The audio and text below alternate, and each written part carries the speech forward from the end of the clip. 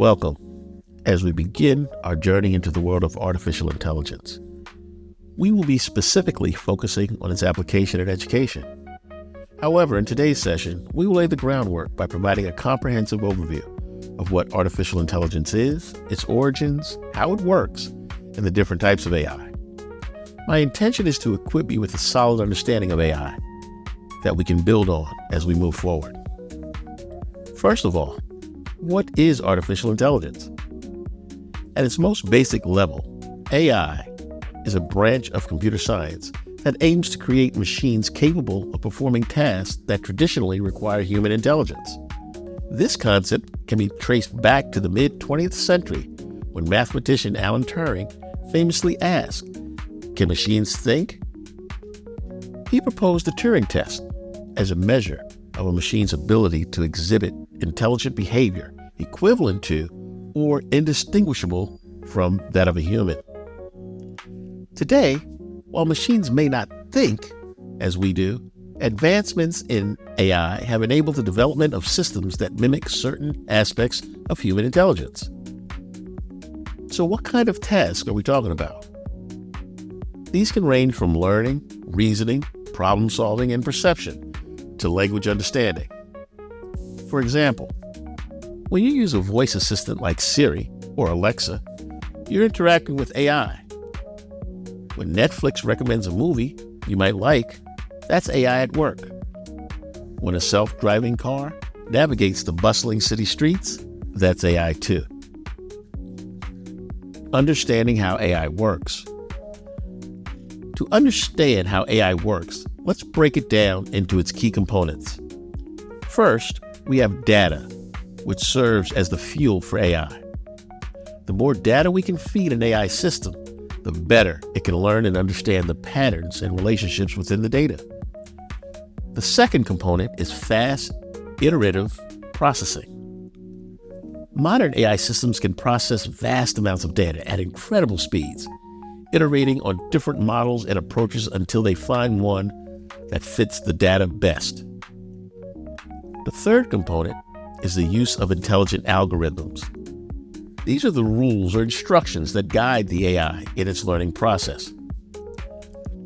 By combining these three components, data, fast processing, and intelligent algorithms, AI systems can learn from the patterns in the data and make decisions or predictions. A typical way AI learns is through a process called training. In training, an AI system is fed a large amount of data and is allowed to process and learn from that data.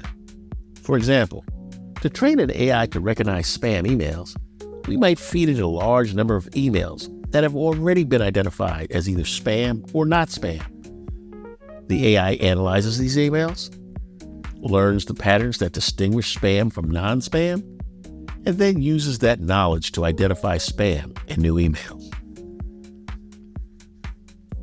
Types of artificial intelligence. Artificial intelligence can be categorized into two broad types, narrow AI and general AI. Narrow AI, also known as weak AI, is designed to perform a specific task, such as recommending a song on Spotify or answering questions like a digital personal assistant does. These systems operate under a limited set of constraints and are only as intelligent as the data allows them to be. When you ask Siri for the weather, or when Netflix recommends a movie based on your viewing history, these are examples of narrow AI at work. Despite the term narrow, the impact and applications of this kind of AI are extensive, and this is the type of AI that is most common today. General AI, on the other hand, refers to systems or devices which can, in theory, handle any task that a human being can. They're not restricted to a single set of tasks. They can understand, learn, adapt, and implement knowledge from one domain to another, much like a human would. However, this kind of AI, also known as strong AI or full AI, is currently more of a conception than a reality. While we've made impressive strides in the field of AI, we're still some way from developing a true artificial general intelligence. Subfields of AI. Artificial intelligence is an umbrella term that encompasses a variety of subfields. Let's touch on some of the most prominent ones. First, we have machine learning, which is a subset of AI. Machine learning enables machines to learn from data and improve their performance without being explicitly programmed. It's the concept that underpins many of the applications of AI we see today, from voice assistants to recommendation engines. Next is natural language processing. Natural language processing is all about enabling machines to understand and respond to human language. It's what allows us to interact with digital assistants using our voice or chat with customer service bots online. The goal of natural language processing is to fill the gap between human communication and machine understanding. Another significant subfield of AI is computer vision, which focuses on enabling machines to see, interpret, and understand visual data from the world around us. If you've ever tagged a photo on Facebook, or if your phone's camera can recognize your face, then you've interacted with computer vision systems. Lastly, we'll touch on robotics. Robotics involves creating machines or robots that can interact with the physical world. This could involve anything from robotic arms in a manufacturing plant to a self-driving car. The intersection of robotics and AI is particularly exciting and opens up a plethora of possibilities. The role of AI in the context of education. In this course, we will focus on AI capabilities that are particularly relevant in education, such as large language models like ChatGPT, which leverage machine learning and natural language processing, and other AI-enhanced tools with the potential to optimize administrative tasks and enhance curriculum and instruction. Artificial intelligence, especially in the form of machine learning and natural language processing, can bring numerous benefits into the educational sector. It has the potential to personalize learning, improve administrative efficiency, aid in decision-making, and provide valuable insights into student performance and engagement. However, the aim is not to replace teachers with AI. Rather, the objective is to enhance and support the abilities of teachers and administrators, making education more personalized, efficient, and inclusive. AI can handle administrative tasks, freeing up teachers to focus on what they do best, teaching and nurturing students. Understanding the basics of AI is crucial, and discerning its potential applications and challenges in the educational context, which we will explore in subsequent sessions of this course. But before we finish today, I'd like to reiterate a few key points. AI is a branch of computer science aiming to create systems that can perform tasks requiring human intelligence.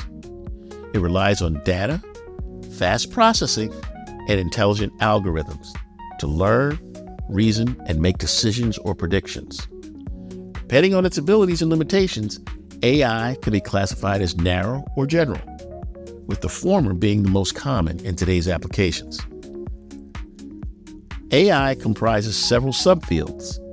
Machine learning involves the ability of machines to learn from data and improves their performance. Natural language processing is about enabling machines to understand and interact using human language. Computer vision focuses on empowering machines to interpret and understand visual data, and robotics deals with machines that interact with the physical world. Lastly, in the context of education, AI can enhance and support the roles of educators and administrators, contributing to personalized, efficient, and inclusive learning experiences.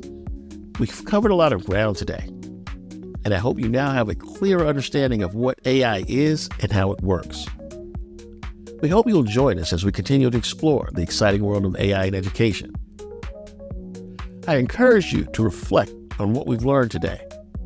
Consider how AI already plays a role in your everyday life, and start to think about how it can enhance your role as an educator or administrator. Thank you for your attention in today's session. I encourage you to explore the additional reading materials provided and bring any questions you may have to our next session.